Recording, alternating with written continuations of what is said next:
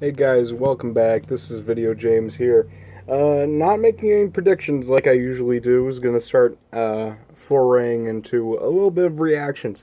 Um, Three big matches happened very recently at all three of the major international uh, cups for men's, and of course we are seeing in the women's cup, the Netherlands are going to be facing Sweden and the U.S. are going to be facing England. This very dominant U.S. team, um, probably going to win it all.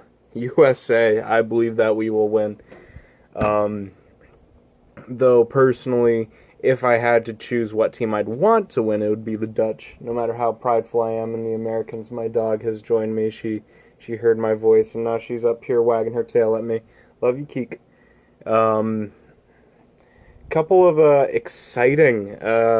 really exciting moments in the international cups that defied expectations. Madagascar topping their group. Oh my goodness! By beating Nigeria 2-0, coming up with a very early goal by Lalaina Nomenjanahare at the 13th minute. I think to me at that moment that I gotta let my dog out. You want to go out, Keek? I think at that moment we saw something very surprising, and what was surprising, you guys probably can't hear me. What was surprising was from what I was able to see, because it's hard to get access to any AFCON matches here in the States without subscribing to Bind Sports or something like that, Madagascar really came into their own in the second half. In the first half, I thought Nigeria was very sloppy. I was very surprised to see that opening goal so early on. And of course, as soon as that goal happened, everyone was like, overdrive. We got to pick up the pace. I'm certain at halftime the coach of the Nigerian team just said, pick it up, pick it up. We're not losing to Nigeria today. We're not coming second in our group to Madagascar. Nigeria has been very impressive, getting a draw over Guinea, who have sadly been flailing this AFCON, and a win over Burundi. I don't think anybody expected, after Nigeria's dominance over the groups, after the team had really come into its own, that Madagascar would come out on top. In the 53rd minute, Andriamat Sonoro got a penalty. I can't remember who got fouled. A Madagascaran player. I want to say... I'm pulling up the highlights just so I can make sure who got fouled. So, Ibrahim Amada got fouled by Wilfred Ndidi from Nigeria. And so they call up their top goal scorer right now in Madagascar, Carolus Andriamatsinoro. They're very difficult names. Malagasy names are very difficult. But that team was basically given a free kick, very close to the goal. It wasn't a penalty kick. And Carlos scored. I don't know what else to say. He scored. And say what you want, that goalkeeper did not have a chance to catch that goal. That goal was beautiful. It should be the goal of the tournament, because it arced perfectly. There's no way you could have caught that thing. But really, congratulations to Madagascar. Of course, this means that Madagascar, through thick and thin, have all of a sudden become the top team of their group. Out of nowhere, Nigeria coming in second. As far as results for AFCON go,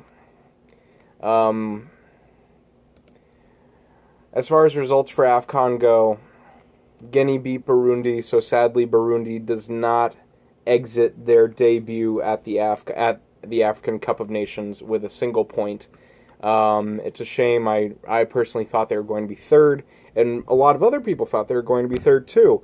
A lot of people put Madagascar on last. That's what's crazy. And true to form, AFCON, you pull out a surprise with Madagascar topping their group.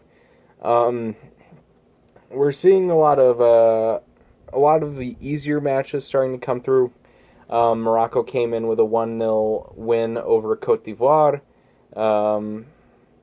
They're going to be facing South Africa, and Cote d'Ivoire are going to be facing Namibia. Morocco, I personally haven't seen them be too impressive, but their win over Cote d'Ivoire was something special, to say the least, something surprising, considering that they almost drew with Namibia. So they could pull off topping their group, or Cote d'Ivoire could come in from behind. South Africa can earn their third-place spot by drawing with Morocco. I sincerely doubt that Morocco is going to lose their match with South Africa, but I don't doubt that they'll draw with South Africa. Their offense just hasn't been there, and we've seen that. We've seen that they're pretty low on the goal scoring side of things. Other fixtures coming up: Mali likely to top their group with their game with Angola later on Tuesday. I've been saying Mali is going to be topping their group for a long time now. I feel bad for Mauritania. They did pick up a point by drawing with Angola, which is improvement considering Angola was their biggest rival during qualifications. They could pull something out of Tunisia, who've just been not up to par this AFCON, sad to say. Algeria definitely has been very impressive, should get a lot of high praise. So to my one commenter that said, Algeria will win that cup, maybe. They've been impressive. They certainly have been coming in strides, but all those aside, let's get to some of the more exciting matches in the international scene that happened. Uruguay-Peru. My buddy Alonso is Peruvian. Very happy with this result, as you can imagine. The game drew out 0-0 the entire game, and then it went into penalties. Uruguay, 4 points on penalties, missed the first shot. Peru, a perfect 5. Those penalties were intense. A lot of people were very excited. Cavani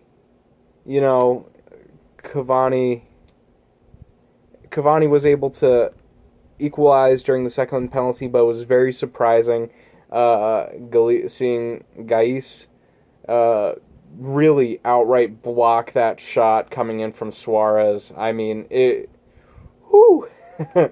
But very exciting for Peru. Same with Chile versus Colombia. A lot of people were picking Colombia to be the favorites for good reason. They topped their group with ease. They beat Qatar, Paraguay, and Argentina. Argentina, who barely qualified for the round of 8, the quarterfinals, by the skin of their teeth. Paraguay doing the same with only 2 draws, making it to the quarterfinals, and then bowing out against Brazil. 3 of the 4 quarterfinal games ended in penalties. Goalless games at this Copa America during the quarterfinals. Real nail-biters, real drama coming through. Colombia versus Chile, 0-0. Last penalty fired by Colombia, missed. Chile won, perfect score. Paraguay failing on their first shot in penalties, but making the next 3, followed by Brazil failing their 4th penalty shot. So a lot of people were going, oh, Paraguay might make it. And then Paraguay missed their last shot, Brazil make it. Brazil advances into the semifinals.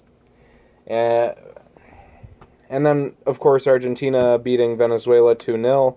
Very sad for Venezuela. They were doing great. It's a shame that they were that they were eliminated in the quarterfinals rather than the semifinals or maybe even the finals if they were lucky. They did play very good football, very impressive football. So all power to them. Honestly, awesome, amazing run by Venezuela. Even if they didn't advance through the bracket, doing what they did while advancing through the rest, how do I put this? Doing what they did to advance through the group stages the way they did, very impressive. And like I said, we saw some amazing results. The top-seeded teams, a lot of the top-seeded teams were eliminated early. Uruguay was eliminated by Peru, who came third in their group. Colombia being eliminated by the second-place Chile, even though they're the defending champions. A lot of people have had no confidence in them, myself included. I'm still thinking that they'll qualify for the next World Cup, but not with this squad. But now they've got a real chance to hit the finals and maybe win it a third time in a row. Wouldn't that be something? But Peru are also making a strong run. Oh my goodness, very, very strong team. A team that we've kind of been overlooking. I have personally been overlooking them because, to me, Peru is a very old team. Their best player is one of the oldest in the tournament, but they surprised me. But there's one more match that really shocked us all, and it's coming from the Gold Cup. Now, we had a few shocking results. We did see a couple of expected results. USA beat Curacao. Sad for me. I was rooting for Curacao. I'm a real big fan of any Dutch team. Jamaica beat Panama 1-0. Good for the island nation, who have been the runner-ups the past 2, maybe 3 Gold Cups in a row. Honestly, great job for the Rasta Warriors. Mexico versus Costa Rica, still not the most exciting match. Costa Rica getting eliminated, with all due respect, had their team not been performing so poorly and coming in second in their group, I would have said, poorly comparatively to previous competitions, I would have said Costa Rica could have probably came out and beaten Mexico. Costa Rica missing on their third penalty, but Mexico missing on their first. Then, aside from that, perfect penalty shootout. Going into extra penalties, Costa Rica may miss their last penalty, and then Mexico takes it. Really a game that Mexico were pulling through. They pulled through, which is not something that you like to hear with the Mexican team. I personally thought that this was a clash between giants, the 1-1 game between Mexico and Costa Rica. Honestly, with Raul Jimenez scoring right before halftime and then Ruiz coming in with a penalty. I mean, with such an early equalizer in the second half, you'd expect, Costa Rica got their second win, maybe they might score a goal, or Mexico, they are still the younger team. Come extra time, they should have been able to score a goal, but no, and it was sad. I mean, I thought, Mexico could have won this game handily, not through the skin of their teeth, through penalties. They maintained a keen possession. Their passing game was wonderful. They were playing circles around Costa Rica come the second half and come extra time. I do think that getting rid of your best players, looking at you, Costa Rica, during substitutions, obviously a lot of these players were gassed. Brian Oviedo, Ruiz, players that probably should have stayed on the pitch for penalties if it did get to penalties, but they were gassed. They were out.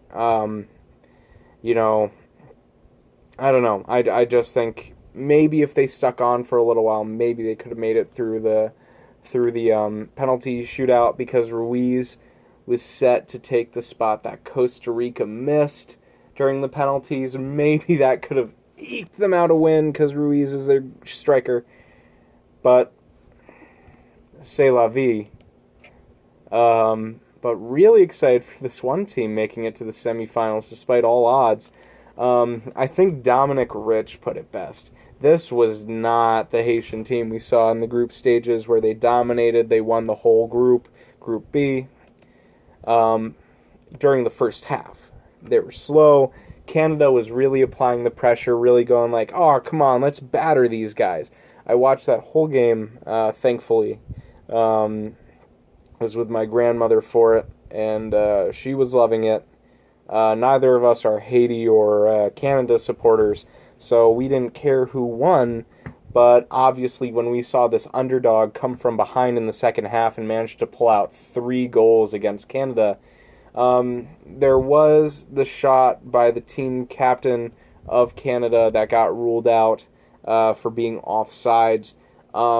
And honestly, I didn't even realize it was offsides until, they called it. So, I mean, amazing call that they're able to pull that out, because Canada probably could have gone for extra time after that.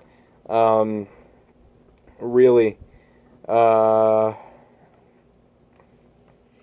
surprising that Hutchinson is the captain of the Canadian team. Really surprising, because Hutchinson definitely had a very open goal. If he weren't offside, he probably still would have been able to make the goal, but he didn't. And Canada were just being sloppy. They were being too aggressive, and it cost them the game. Meanwhile, Haiti in that second half became the team we saw during the group stages, the one that was able to take down Costa Rica, the one that was able to take down Bermuda, who had had a surprising run this Gold Cup, the one that was able to take down Nicaragua, a team that has been really impressive out of nowhere this Gold Cup, really strutted their stuff against Canada to make such an amazing comeback in the second half. Honestly, marks to Haiti. They faced Mexico, and after seeing them take on a team that was really... Haiti kind of, I don't want to say they made piecemeal of Costa Rica, because they didn't. But Haiti, for a team that has really come through and was able to beat Costa Rica, and Mexico really couldn't pull that through, maybe we could be seeing the Haitian national side beat Mexico, though I personally doubt it. The same way I think Jamaica could pull through and beat the United States. But these are really big underdog matches. We could either see the 2 big footballing nations of North America clash once again, the United States and Mexico, or we can see either, if not both, of these underdogs come through. The underdog supporter in me really wants to see Jamaica and Haiti go through, and I personally want to see Jamaica win the whole thing after being runners-up 2-3 years in a row. But yeah, I mean, all power to Guerriere, Basile. I don't speak French, je ne parle pas français. Nazon, to really make it count. To really make it count and scoring those goals, getting those assists. Basile, of course, getting a penalty.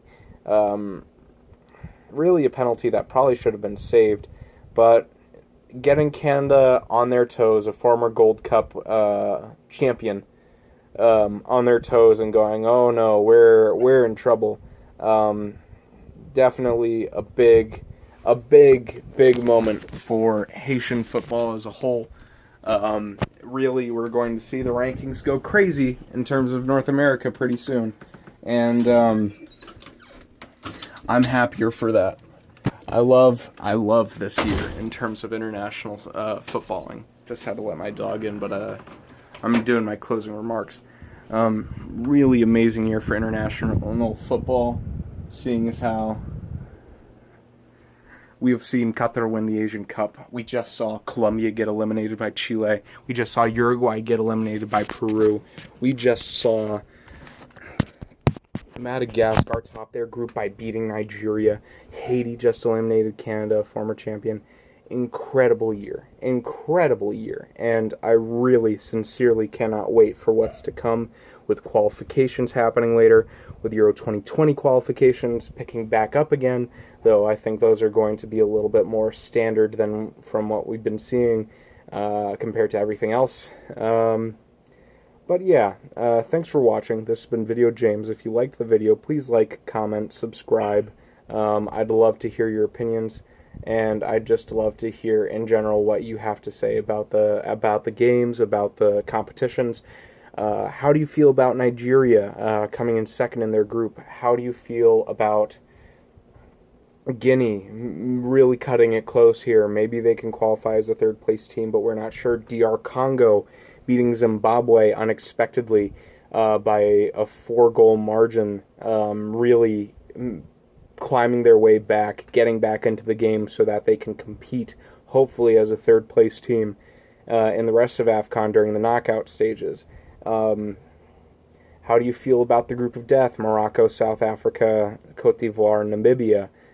Do you think Morocco has what it takes to get out on top against South Africa? Do you think Cote d'Ivoire is still going to top this group? A lot of questions. What do you think about the semifinals of the Women's World Cup? Because obviously, very big teams coming together. Sweden knocking out Germany. That was an upset. None of us were expecting. Germany consistently ranked number 2 or number 1 in the world rankings with the United States in terms of women's footballing.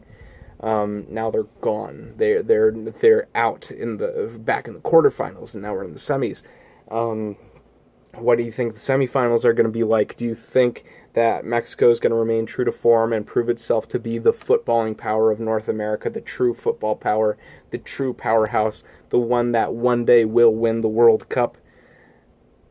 Let's hope. Do you think that Peru is going to upset? Do you think Chile is going to upset? I want to hear it. I want to hear all of it. And of course, if you disagree with me, I'd love to hear that in the comments too. I just said before the Nigeria-Madagascar match to a commenter, yeah, even through my past 2 prediction videos before the game started, I think I really overestimated Guinea and underestimated Nigeria. Maybe Nigeria could go to win the whole thing. Who knows? I mean, they're doing a lot better than I thought. Then Madagascar beat them. Just like that. Just like that. Out of nowhere. Granted, like I said, I think they were sloppy in the first half.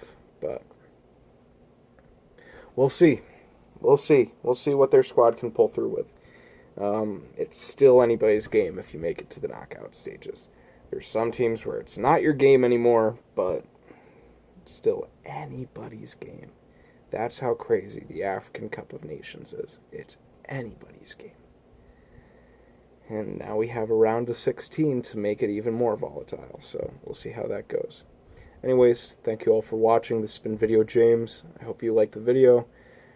I'm going to go hang out with my dog. Have a nice day.